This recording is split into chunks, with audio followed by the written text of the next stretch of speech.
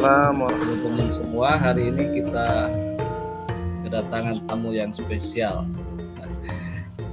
dosen sekaligus peneliti pada program studi hukum keluarga Islam, betul ya? Ya, betul. Keluarga Islam di Universitas Muhammadiyah Malang, Mas Hasnan Bahtiar. Assalamualaikum, Mas Hasnan. Waalaikumsalam warahmatullahi wabarakatuh. Gimana kabarnya? Sehat ya? Ya, ini alhamdulillah seger. Posisi di Malang ya? Di Malang. Bukan di Batunya? Yang kemarin kena dampak itu?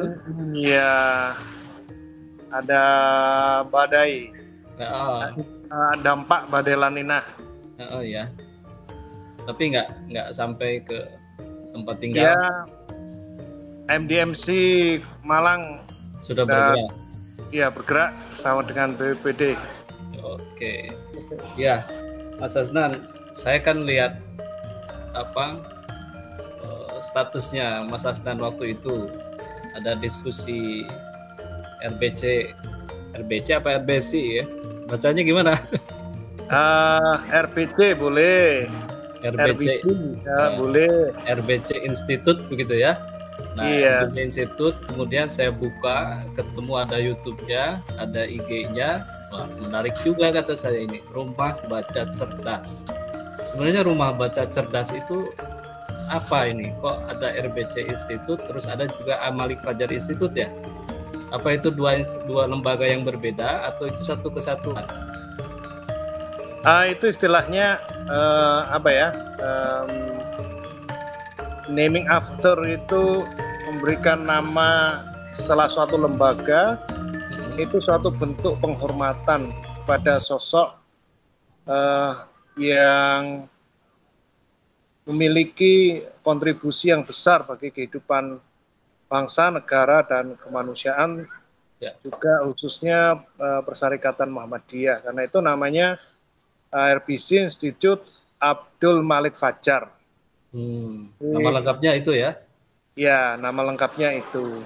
Dan semua kan insya Allah generasi muda, termasuk generasi milenial sudah mengenal sosok Abdul Malik Fajar. Beliau pernah menjadi Menteri Agama di zaman Pak Harto sebentar, lalu menjadi Menteri Pendidikan Nasional dan Mensos ad interim.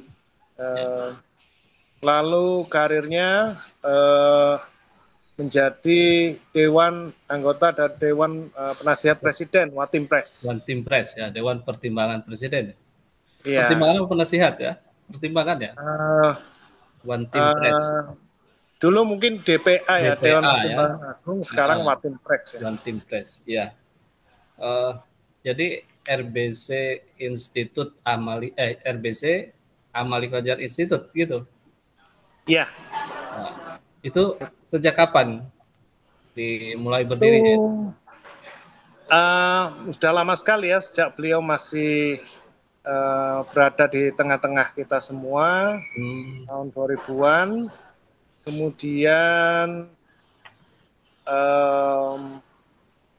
ini beliau sudah berpulang ke pangkuan Ilahi Robbi 2 tahun yang lalu. Itu sebetulnya didirikan sebagai tempat belajar.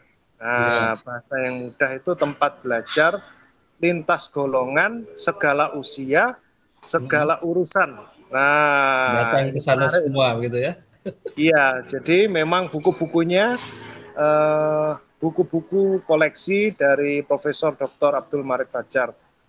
Nah, di sana nggak hanya ada buku-buku yang berat-berat, tapi juga ada buku-buku yang menjadi referensi bagi anak-anak. Gitu. Iya. Jadi nggak hanya buku-buku ya yang berat gitu ya? Iya, segala usia. Gitu. Termasuk mengakomodir berbagai pengetahuan umum ya tentang agama, tidak hanya agama Islam tapi juga agama-agama lain, termasuk agama lokal yang jumlahnya ribuan itu. Nah, itu ada banyak buku-buku yang sifatnya antropologis gitu. Ya. Padahal latar belakang Pak Malik Fajar itu guru ya, latar belakangnya ya. Latar belakangnya guru, tapi sepertinya sangat cinta dengan buku ya.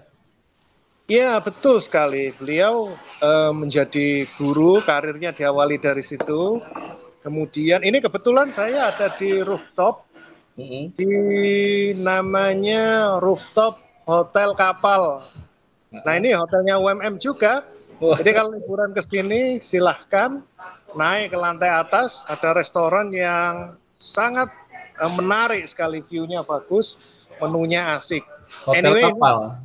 Iya, ini bukan iklan ya, karena kalau liburan ke sini berarti liburan untuk menyumbang kepada Muhammadiyah. Wah, ini amal usaha Muhammadiyah ini.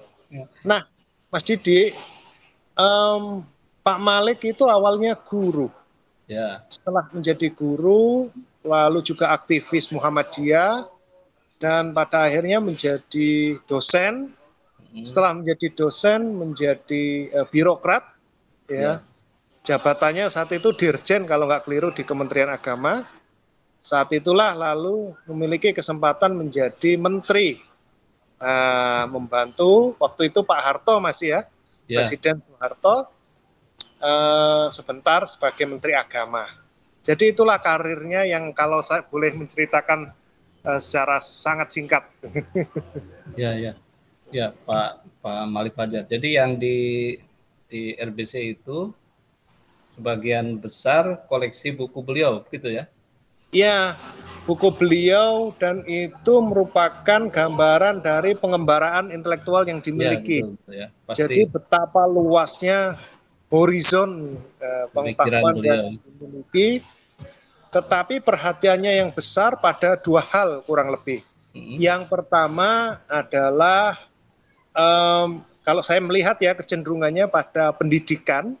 Jadi pendidikan bukan hanya dalam pengertian yang formal sekolah, tetapi juga pendidikan yang bersifat kultural atau folk school.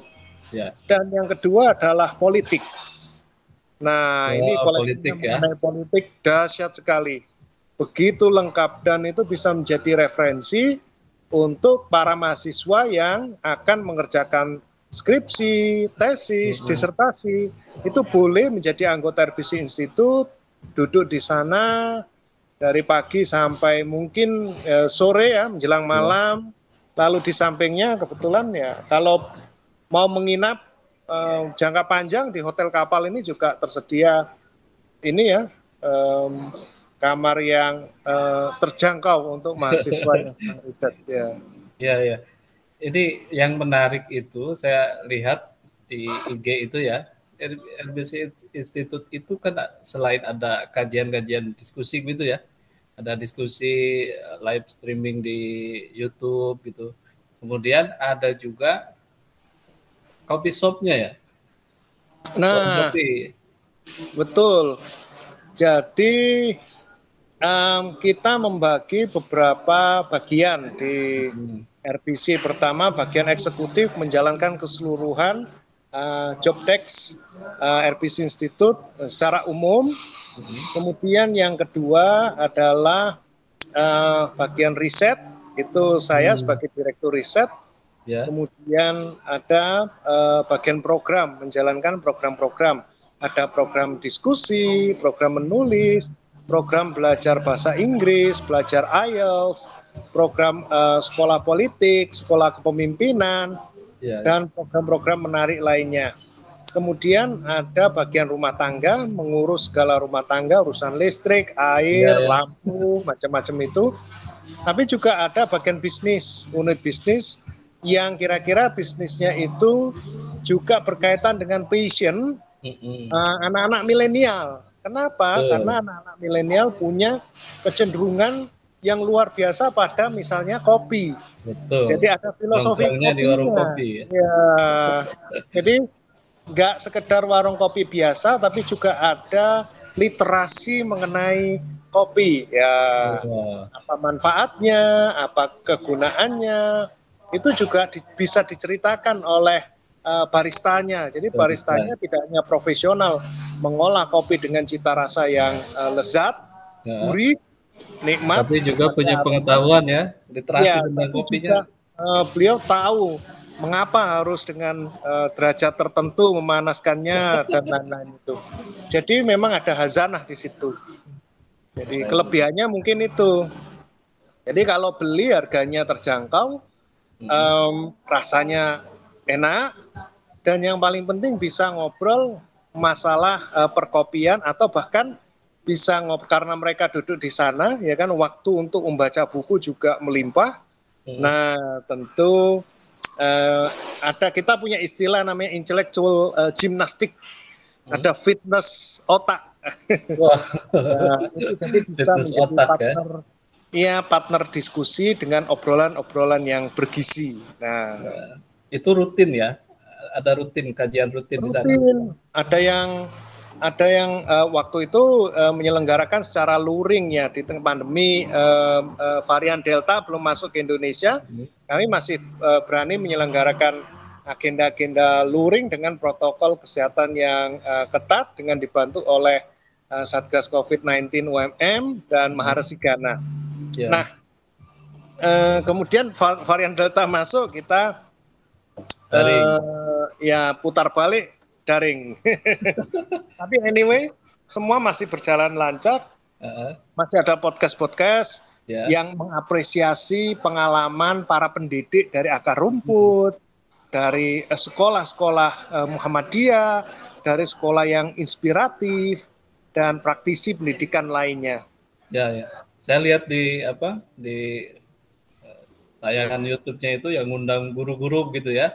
Guru berbagi pengalaman bagaimana belajar di pembelajaran di masa pandemi gitu ya. Itu kan kalau universitas atau lembaga pendidikan negeri kan negara yang membayar, ya kan, penyelenggaraan pendidikan negeri ditanggung oleh negara. Tetapi bagaimana dengan institusi pendidikan yang dia memastikan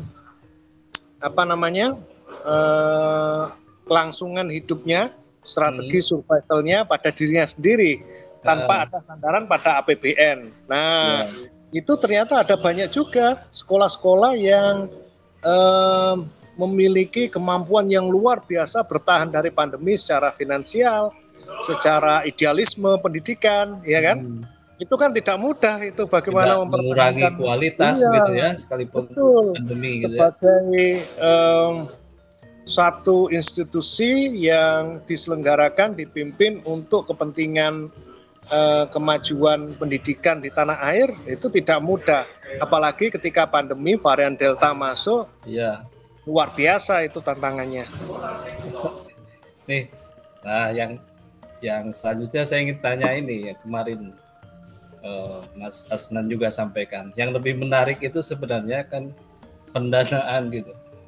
Oh iya, RBC Institute itu dananya dari mana? RBC Institute itu merupakan hibah ya, hibah Profesor Dr. Malik Fajar sebenarnya untuk kemanusiaan global. Nah, itu sangat ideal sebetulnya. Sementara pengelolaannya adalah oleh Universitas Muhammadiyah Malang. Jadi di bawah kelola UMM ya? Iya, untuk pengelolaan maksud saya kepegawaian dan lain-lain. Tapi yang jelas untuk siapa yang duduk di sana merupakan orang-orang yang terseleksi secara ketat dan memiliki passion yang kurang lebih mirip dengan apa yang diperjuangkan oleh Profesor Malik Fajar. Malik Fajar ya. Iya. Oh jadi difasilitasi juga oleh UMM ya. Jadi nggak terpisah dari kampus ya. Betul sekali. Dan kami sementara ini memang belum menerima donor dari pihak asing, terutama kan biasanya lembaga think tank, kalau itu boleh disebut think tank, menerima donor dari berbagai lembaga asing, ya kan. Kami pikir kalau itu selaras dengan visi dan misi RBC Institute, kami akan menerima. Tapi kalau memang kiranya belum sejalan dengan apa yang kami miliki, ya mereka harus menyesuaikan terhadap apa yang kita perjuangkan. Ya. Tapi sejak berdiri sampai sekarang memang belum ada dana. Kami kebetulan Ya, kami bekerja sama saat ini dalam bidang literasi literasi istilahnya literasi lintas agama atau begini, dialog antar agama melalui pendekatan literasi budaya.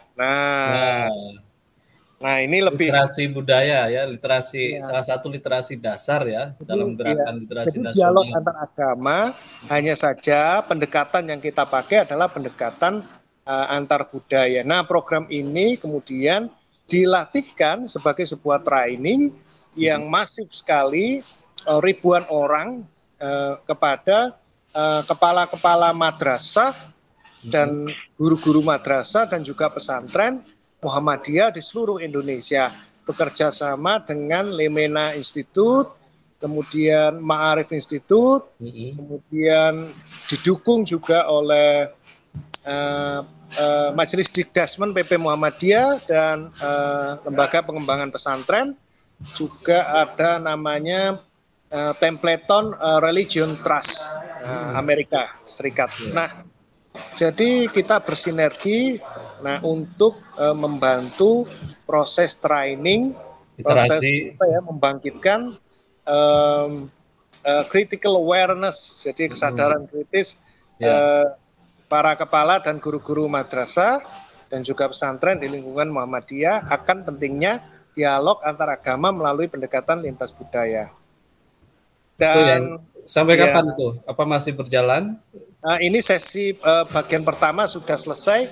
Kita akan memulai lagi pada bulan berikutnya. Jadi semacam maraton begitu.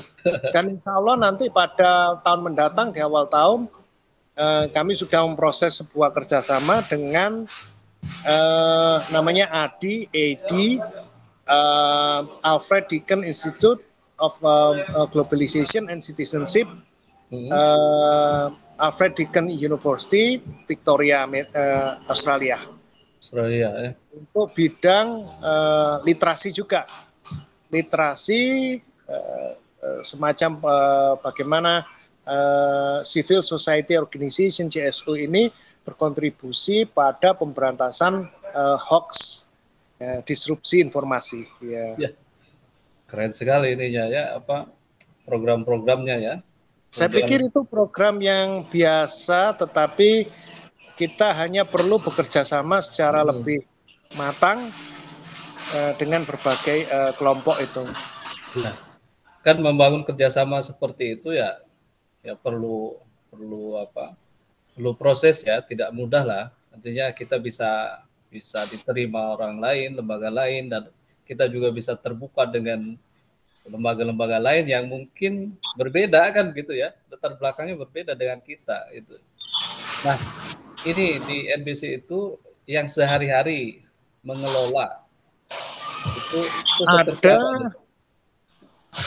ada Direktur Eksekutif RBC namanya Mas Muhammad Subhan Setowara. Beliau menyelesaikan pendidikannya di University of Nottingham. Ya, dia memiliki kemampuan manajerial yang bagus, leadership yang kece, yang keren, dan beliau merupakan alumnus Madrasah Mu'alimin Muhammadiyah. Jogja. Dan beliau aktivis, jadi itu yang mengurus segala penyelenggaraan RBC secara umum. Saya sendiri selaku Direktur Riset ya. Ya, kemudian ada Nafi Muthahirin, alumnus program beasiswa konflik dan perdamaian di UIN Jakarta. Kemudian ada bagian marketing dan komunikasi, Mbak Marina Novi, ada manajer operasional, Mas Ari Bakhtiar, itu kolumnis yang luar biasa. Beliau memiliki background Fakultas Ilmu Pertanian dan Peternakan, tetapi jangkau kepeduliannya mengenai masalah agraria dan pangan begitu baik. Dan beliau rajin sekali mempublikasikan karya-karya populernya. Oke. Dan juga Kalau Mas ini Indra, ya. apa ada istilah teman baca gitu. Itu tuh apa? Teman baca itu mereka yang karena keseringan main nih, kecanduan Heeh. belajar, ya kan, ngobrol, diskusi, akhirnya mereka membuat satu kelompok dalam satu payung namanya teman baca RBC, yang mana mereka itu mendapatkan fasilitas seperti kartu anggota Hmm. dan lain-lain. Kira-kira begitu. Dan teman baca juga memiliki kesempatan untuk join ya pada proses merawat warisan Pak Malik, Hmm. yakni indeksasi buku secara online dan lain-lain. Ya sekurang-kurangnya bisa mengakses kopi-kopi dari seluruh Nusantara. Nah, itu kopi Iya yang ya. tidak mudah didapat itu.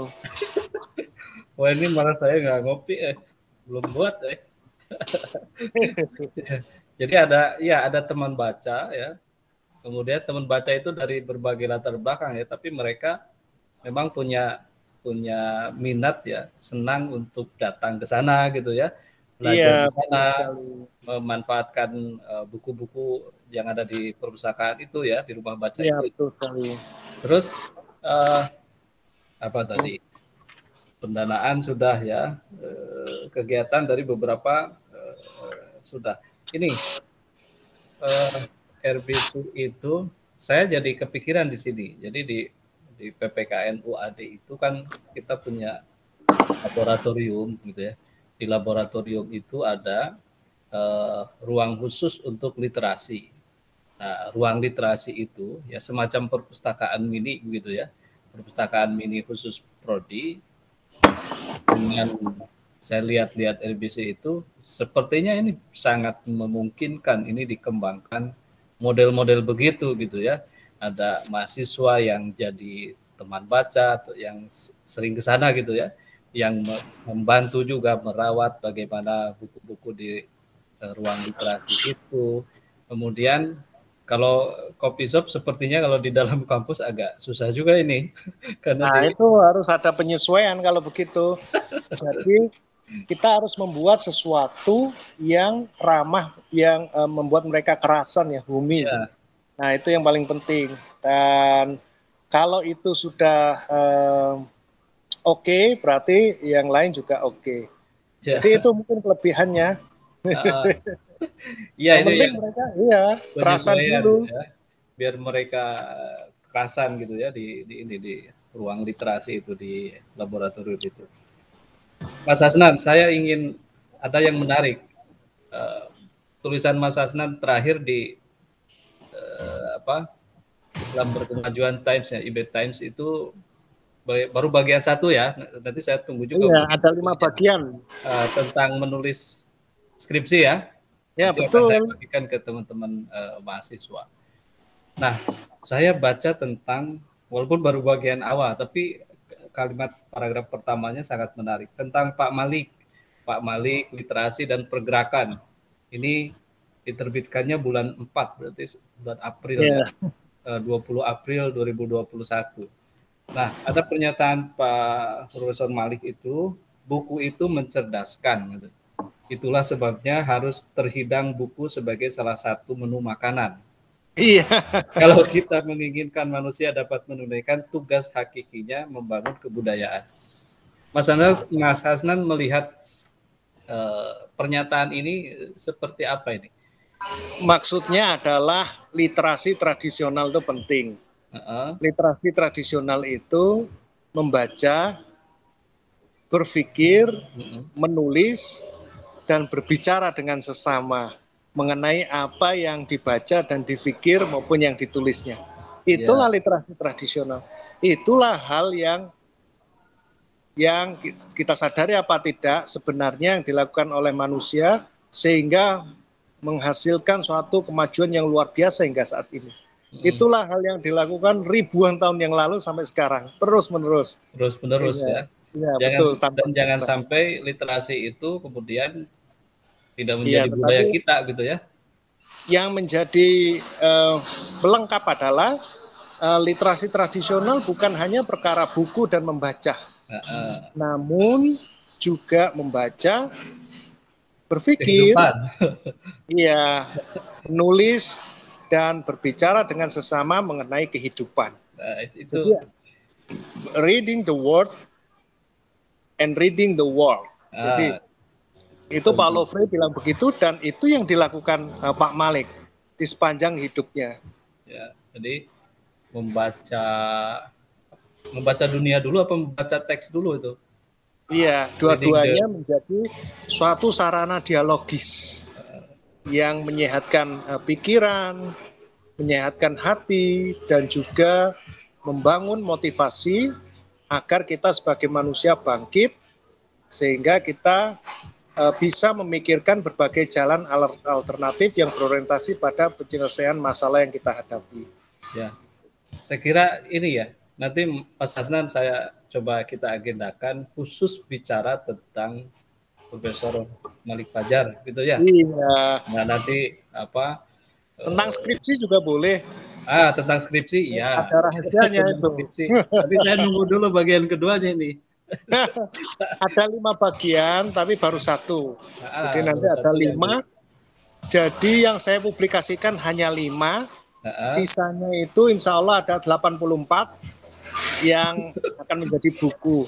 Jadi gitu. 84 seri, ya tentu. 84 ya. Jadi ya, buku tapi nanti ya. Ya, karena setiap pagi jam setengah 6 pagi saya selalu menulis dengan tajuk yang khusus mengenai skripsi itu. Oke. Wah, bagus sekali. Nanti kita tunggu bukunya lah. Ya. Oke. Ini Mas Hasnan, saya juga tertarik di UMM di Prodi Hukum Keluarga Islam gitu ya. Nah itu tuh membahas apa? Lulusannya tuh profilnya seperti apa? Sebetulnya dalam bahasa Arab disebut al-aqwal asy-syakhsiyah. Atau dalam bahasa Indonesia yang lebih mudah kita pahami adalah hukum perdata. Oh gitu. Jadi kalau secara legal formal mengurus masalah perkawinan, perceraian, kemudian zakat, wakaf, yang sengketa ekonomi syariah dan lain-lain. Tetapi secara lebih komprehensif sebenarnya juga mengurus masalah misalnya breakdown atau penjelasan lebih rinci dari makosid syariah. Makosid syariah itu ada namanya misalnya hifduddin, ya kan? Hifdul akal, hifdul nasl, hifdul mal, dan lain sebagainya. 5 itu ya. Kalau kita bicara hifdul nasl misalnya itu kan kalau dalam pengertian yang tradisional adalah perlindungan keluarga ya, melestarikan keturunan. Tapi kalau kita bicara dalam koridor yang lebih komprehensif, berarti kita bicara soal hal yang begitu kompleks, komprehensif, dan menarik. Misalnya kita bicara bagaimana realisasi dan kontekstualisasi SDGs khusus mengenai keluarga, hak anak, parenting, itu semua tentang hukum keluarga Islam. Termasuk bagaimana memastikan masalah-masalah kewarganegaraan. Ya kan kemarin kan ada riset yang kira-kira berhubungan dengan national security, pertahanan nasional ya kan. Misalnya tentang apa? Tentang keluarga yang ikut serta suaminya berjihad misalnya di Irak dan Suriah misal. Ternyata dari sana ya kan itu pun berangkat terpaksa istrinya karena ikut suaminya, kemudian sudah melepaskan diri dari NKRI, punya kecenderungan begitu, tapi kan keterpaksaan itu suatu hal yang debatable. Masalahnya ketika suaminya meninggal, kemudian menikah lagi dengan orang Afrika, anaknya kulitnya berbeda, lalu yang Afrika ini meninggal, kawin lagi dengan orang Aljazair, Tunisia, Maroko, kemudian meninggal juga dalam perang. Anak-anaknya bagaimana? Lalu ada isu, ada kebijakan luar negeri Indonesia yang memang tidak memungkinkan untuk menerima kembali orang-orang yang terlibat dalam foreign factors itu. Ya, betul, betul. Ya kan? Itu berhubungan dengan investasi, pembangunan yang jangka panjang dalam negeri dan lain sebagainya dan seterusnya. Tapi hak hidup mereka kan penting untuk dipikirkan. Bagaimana mereka memenuhi hak hidupnya? Bagaimana dengan hak kewarganegaraannya? Lalu kalau bapaknya macam-macam dari berbagai situasi dan ini kan ras yang berbeda, negara yang berbeda, bagaimana itu diurus? Bagaimana kalau dalam konteks Muhammadiyah, bagaimana pembangunan kemanusiaan yang luhur itu, ya kan, diimplementasikan terhadap mereka yang kita sebut sebagai kaum mustadafin. Ya. Itu kompleks sekali itu masalah betul, itu. Betul. Ya, mereka pergi ya terpaksa karena ngikut suami, gitu ya. Iya, berhubungan dengan program studi yang kita tekuni, ternyata masalah makosid syariah juga menjangkau masalah-masalah kewarganegaraan juga ya. Citizenship, national security, dan isu hak asasi manusia yang begitu pelik. Makanya ini pas ya ngobrol kita satu di hukum jadi kita memang perlu sinergi, ya kan? Betul. Agar kita tahu apakah citizenship itu hanya berjalan satu arah dari negara ke dari state ke society. Ya. Lalu bagaimana kalau memang ada masyarakat yang sangat patriotik gitu, sangat nasionalis, tapi ingin mengabdikan dirinya melalui berbagai jalan yang ada. Bagaimana negara mengapresiasi itu dan lain sebagainya dan seterusnya. Karena itu nanti juga berhubungan dengan masalah agraria misalnya. Bagaimana status tanah adatnya. Wah, itu rumit sekali. Bagaimana ketika mereka berhadapan atau sedang mengalami konflik dengan suatu korporasi tertentu. Itu yang banyak sekarang. Nah, itu lalu status, lalu hakikat dan makna citizenship ini apa? Ketika memang penyelenggaraan negara tidak lagi berdiri di atas undang-undang, tetapi berdiri di atas lobbying politik para pemilik kapital, misalnya begitu. Ya, jadi kewarganegaraan itu tidak hanya sekedar status gitu ya, tapi juga bagaimana peranan-peranan yang ditampilkan baik oleh warga negaranya atau terutama negara terhadap warga negara gitu ya, perlindungan untuk warga negara. Ya betul. Tetapi kalau ingin istilah yang lebih simpel adalah baik elit politik, birokrat, penyelenggara negara, aparat penegak hukum, yudikatif, legislatif, dan warga negara Indonesia secara umum, semuanya harus secara bersama-sama bahu-membahu, ya kan, memastikan kesuksesan pembangunan peradaban Indonesia yang berkemajuan. Itu aja. Tapi kalau memikirkan diri pribadi, kelompok, ya saya kira sulit nanti. Kita, ya menurut perspektif citizenship yang sangat Indonesianis begitu ya. Berarti ya memang sangat luas sekali gitu ya perspektif kita melihat citizenship itu gitu ya. Tidak hanya ya berkaitan dengan tadi saya sampaikan, tidak hanya berkaitan dengan si A bagaimana mendapatkan status kewarganegaraan gitu ya, kehilangan kewarganegaraan gitu ya. Tapi yang terpenting adalah bagaimana peran-peran itu dapat dilakukan. Iya. Kenapa kalau pemain bola mudah sekali untuk mendapatkan sepanjang dia berprestasi. Iya. Tapi kalau orang-orang yang tadi dalam bahasa tanda petik mustadafin gitu ya memang agak sulit. Apalagi negara sudah menyatakan misalkan menolak kelompok-kelompok atau orang-orang seperti itu. Iya, tapi kalau ada masalah tentu sebagai berbagai organisasi kemasyarakatan seperti Muhammadiyah dan Nahdlatul Ulama kan harus memberikan kontribusi pada kemaslahatan umat. Itu yang pertama. Yang kedua, tugas program studi hukum keluarga Islam adalah menyajikan berbagai riset yang kira-kira begini, memberikan trayektori, jalan-jalan yang memungkinkan untuk menjadi alternatif penyelesaian konflik begitu. Mengurai benang kusut satu persatu, memperjelas persoalan, memberikan penekanan pada adanya kebijakan-kebijakan yang lebih pasti gitu. Ya. Terus Gitu. lulusannya gelarnya apa, Mas? Saat ini sarjana hukum. Sarjana hukum ya? Ya, SH saja. Sarjana hukum.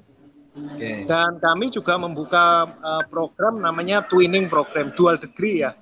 Jadi sarjana hukum dengan spesialisasi sarjana ilmu hukum umum dan juga sarjana hukum dengan spesialisasi ilmu hukum Islam. Jadi lulus punya 2 gelar, gitu ya?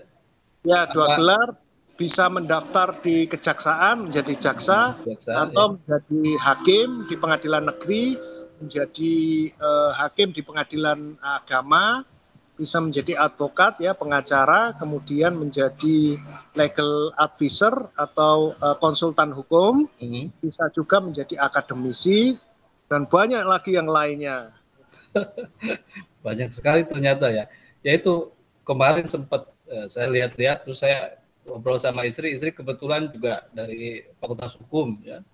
Iya. Hukum dasar sama hukum kesehatan, S2-nya hukum kesehatan. Terus tanya ini nanti saya mau ngobrol sama dosen program studi hukum keluarga Islam.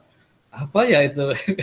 Hukum keluarga Islam. Apa bukannya hukum Islam atau hukum waris?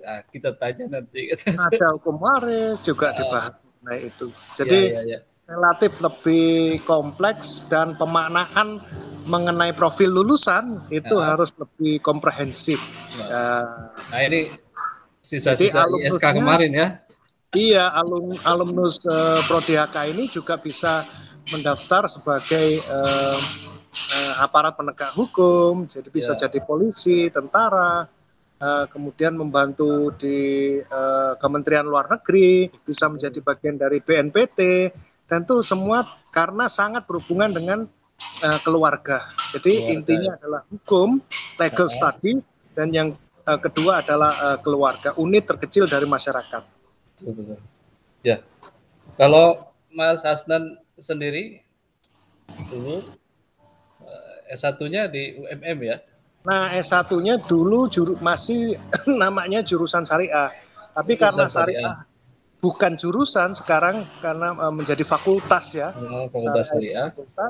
Sehingga kita mengambil spesialisasi awal saksiyah. Nah, saya dulu menekuni filsafat hukum. Dan saya mengerjakan skripsi tentang filsafat hukum tahun 200 Hijriah. Wah. Iya, tentang. Berarti baca manuskrip itu. Iya, itu tentang motif-motif argumentasi hukum. Oke. Jadi S1 di Malang ya, UMM ya. Iya. Nah, kebetulan pembimbing saya adalah Bapak Pradana Boy Julian PhD dan juga Bapak namanya Abdul Majid Fajar, kakaknya Pak Profesor Malik. Itu kakaknya. Itu pembimbing saya dulu. Betul-betul jadi punya kedekatan ini ya. Iya. Pak Malik itu memang sudah sejak awal ya ada kedekatan itu. Betul. Nah, lanjut S2-nya di Australia. S2-nya di Australia, area studies di Center for Arab and Islamic Studies, Middle East and Central Asia. Spesialisasi area yang saya cover adalah Muslim in the Modern World. Jadi dunia Muslim yang kekinian, tidak hanya terbatas Timur Tengah dan Asia Tengah, tapi juga Asia Selatan, Asia Tenggara, dan Asia Pasifik. Jadi lalu saya mengerjakan satu riset mengenai hukum perang dan hubungan internasional di Irak tahun 800 dan kontekstualisasinya di abad ke-21. Ada hubungannya itu? Ya, saya hanya mengerjakan hazanah mengenai hukum perang Irak tahun 800. Kalau dulu Mesir, sekarang Irak. Gitu. Tahunnya sama ya. Sekitar tahun 200 Hijriah sampai 300 Hijriah. Tapi yang jelas tahun 800 Masehi berarti itu di Irak, di Baghdad. Ya. Di Baghdad ya. Ya, karena Termasuk berkembang. yang ini yang jadi buku itu. Iya, yang jadi buku. Jadi kalau lihat bab Efek 2-nya siar awalnya itu ya. kan buku itu yang versi Inggrisnya itu kira-kira menjadi 1, 2, 3, 4, jadi 4 jurnal. Jadi satu tesis jadi 4 jurnal. Jurnal. Karena saya punya kepentingan, saya harus dapat feedback baik dari reviewer maupun dari pembaca, sehingga ketika nanti saya menerbitkan versi Inggrisnya, saya sudah menerbitkan versi yang sudah direvisi. Jadi Ya. yang bagian kedua, publikasi kedua di jurnal itu tentang hukum perang tahun 800 itu. Namanya Muhammad As-Saibani. Ya. Khusus gitu ya tentang hukum perang. Gitu. Muhammad As-Saibani, namanya Kitab Syiar bukunya. Lalu buku ini dikoreksi, dikritik diapresiasi oleh namanya Muhammad As-Shaksi pada tahun 900, tahun 1200-an. Maksudnya literaturnya berkembang di tahun segitu oleh As-Shaksi namanya. As-Shaksi. Tapi semuanya bersandar kepada pemikiran fikih Imam Abu Hanifah, Nu'man bin Thabit. Ya, fikihnya ke sana gitu ya. Ya. Berarti gini nih, bacaannya itu berarti bacaan-bacaan bahasa Arab gitu ya? Ya, bacaan-bacaan yang istilahnya turos istilahnya. Ya, kita turos gitu ya. Memang latar belakang dulu sebelum kuliah ada latar karena belakang. di MU kan dilatih kalau the language of instruction itu Inggris, tetapi kan kita wajib mengambil bahasa kawasan namanya. Saya ada 3 bahasa kawasan yang saya kuasai, kebetulan Indonesia dan Melayu. Kemudian yang kedua Arab wajib, Arab. Dan yang ketiga akhirnya saya pilih Persia. Jadi, ya saya menyelesaikan naskah-naskah Persia itu. Terutama yang saya suka meskipun nggak terlalu paham ya, ada bagian-bagian yang saya nggak bisa menyelesaikan dari syair-syairnya Al-Hafiz. Itu misalnya. Dan penjelasan mengenai syair-syair Al-Hafiz itu. Sudah ditulis juga? Ya, kita waktu ujian ya soal ini. Ada cerita ya mengarang sederhana begitu. Lalu ada kutipan-kutipan pendek mengenai Al-Hafiz, penjelasannya dan lain sebagainya. Oke. SD dulu di mana? Banyuwangi. Saya di SD negeri sampai SMA negeri, tapi kan sore ngaji. Oh, sore ngaji. Iya, sore ngaji itu ngaji yang kira-kira sampai saya S1 mungkin saya masih belum paham kenapa harus ngafalin fala ya falu falan mama fala fa wa fa'ilun gitu-gitu. Tapi setelah di Australia mungkin semakin matang karena yang paling penting dari bahasa adalah penggunaannya. Ya, memang harus digunakan ya bahasa itu. Ya, betul. Kalau nggak digunakan ya lupa. Ya. Saya kembali lagi satu lagi nih di profil WA-nya Mas Asnan ini. Bagus juga ini. Jaga kesehatanmu. Terus apa lagi? Masih banyak buku yang belum kamu baca. Iya. Nah, pesan yang sangat menarik menurut saya. Iya. Kira-kira ingin berpesan apa ini dari kaos itu? Kaos ya, kita kan warna merah itu. Tentu kita ini ambisius ya. Karena ambisius itu ada banyak sekali buku yang ingin kita baca, ada banyak sekali hal yang ingin kita ketahui, tapi ketika studi memang kita membatasi diri untuk fokus pada satu topik tertentu. Masalahnya adalah ketika studi sudah selesai, kan kita ingin balas dendam nih, wah saya ingin baca. Misalnya di rumah saya punya koleksi mengenai Umberto Eco, novel-novelnya. Jadi ada satu novel yang sampai sekarang saya belum punya bukunya, dan saya ingin sekali punya dan ingin baca. Judulnya Il Cimetro di Praga. Jadi kalau novel tentang cerita ya, kisah-kisah yang ditulis oleh Umberto Eco itu. Saya punya buku lainnya mengenai pendulum Foucault's pendulum, kemudian The Name of the Rose, ya semua tentang kisah, ada romansanya, ada termasuk Ci Metro di Praga itu juga ada mengenai hal itu, ada misteri, ada teka-tekinya. Jadi Umberto Eco ini ya sosok yang menginspirasi saya untuk mengoleksi buku dan juga mencintai masalah perbukuan. Dan itu kemudian disebarluaskan ya, kecintaan pada buku itu melalui RBC ini ya. Yang menjadi persoalan memang saya belum punya waktu yang banyak untuk menyelesaikan bacaan saya itu, termasuk ketika kesehatan kita terganggu ya kan. Wah itu makanya jaga kesehatan ya. Ya itu masih banyak buku yang belum kamu baca. Kita baca. Kemudian ada lagi buku misalnya satu rangkaian buku yang berjudul Gajah Mada yang ditulis oleh seorang penulis sangat terkenal, sangat produktif, pernah diinterview oleh Kick Andy ya, namanya siapa lupa saya, Langit Kresna Haryadi. Menulis buku judulnya yang terakhir Amurwa Bumi, itu ada judul sebelumnya adalah Candi Murja. Itu latar belakang mengenai pemberontakan Ken Arok ya di Singosari. Tapi itu luar biasa novel itu. Sejarah berarti ya? Novel sejarah, setengah fiksi, setengah historis. Tapi itu saya merasa punya hutang untuk menyelesaikan membaca novel-novel seperti itu ya. Iya betul. Seperti saya pernah baca Tasaro GK itu ya, yang tentang Nabi gitu ya, Nabi Muhammad, dan penggenggam hujan itu ya. Iya. Gimana ini cara bacanya dari satu bab ke bab lain itu beda-beda, tapi ya akhirnya ketemu gitu ya, ketemu. Itu memang penting sekali untuk kita sebagai satu training.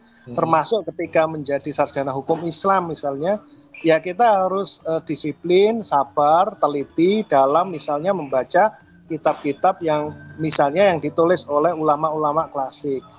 Misalnya kita mengenal Muhammad Idris Asy-Syafi'i, Imam Syafi'i, kitabnya adalah Al-Um. Tapi apakah kita sudah menyelesaikan keseluruhan juz buku yang dia tulis itu, tebal sekali itu. Jadi kita hanya membaca dari yang ditulis orang gitu ya, kutipan-kutipan yang orang baca. Iya, jadi kita memang perlu duduk dan secara teliti membaca hazanah yang luar biasa itu, termasuk ketika kita mengapresiasi karya tafsir Al-Misbah Buya Profesor Dr. Quraisy Shihab. Ya, kita harus menyelesaikan itu semua juz yang semua jilid yang beliau produksi itu. Jadi itu satu kekayaan yang luar biasa yang ditulis dengan cara yang tidak mudah, sangat berat, dan kita harus lebih tangguh ya, saya pikir kita harus punya stamina yang cukup untuk menyelesaikan itu. Saya pikir kita harus berani. Itu satu serial kan gitu ya. Saya ada beberapa buku itu. Satu buku saja kan tebal sekali. Nah itu dia. Termasuk tafsirnya Al-Azhar, tafsir Al-Azhar dari Buya Hamka gitu kan. Itu sangat menarik untuk dibaca. Ya, sekali waktu sebagai training yang paling basic, paling mudah, kita ya kembali ke kitab suci kita sendiri, ke Al-Quran. Coba dibaca dari A sampai Z itu, dari Al-Fatihah sampai An-Nas. Kita duduk, kita baca saja. Itu baik Arab maupun terjemahannya kalau nggak bisa bahasa Arab misalnya, agar kita tahu ini ceritanya gimana sih gitu. Struktur argumentasinya gimana, kenapa begitu, itu menarik sekali. Nanti kita akan tahu letaknya ada di mana, mengapa begitu, beloknya argumentasi ada di mana. Kadang kita ya baca ya sekedar baca saja ya, tanpa merenung lebih dalam gitu sampai ke ini kenapa begini, ini kenapa trainingnya dibaca dengan yang membaca ya, bukan membunyikan. Nah, bukan membunyikan Al-Quran, tapi membaca, dan kita memahami lah secara sepintas, tapi kita membaca yang biasa saja membaca secara reguler, secara tradisional itu. Oke. Ya, banyak sekali nih ya informasi-informasi yang saya dapatkan ini, obrolan-obrolan kita pagi hari ini. Ini Mas Hasnan harus mengikuti kegiatan lain. Saya harus menyiapkan kegiatan berikutnya ini. Ada rapat di program studi. Jadi saya ucapkan terima kasih Mas Hasnan sudah berbagi. Mas Diki. Kapan-kapan lah kita ya. Mudah-mudahan satu waktu saya bisa ke Malang gitu kan, main langsung ke sana biar merasakan sendiri. Boleh. Bagaimana suasana di sana gitu ya. Ini liburan lah. Institut itu. Terus ini. Iya. Oke. Terima kasih Mas Hasnan. Oke, sama-sama. Ketemu lagi. Assalamualaikum warahmatullahi wabarakatuh. Salam warahmatullahi wabarakatuh.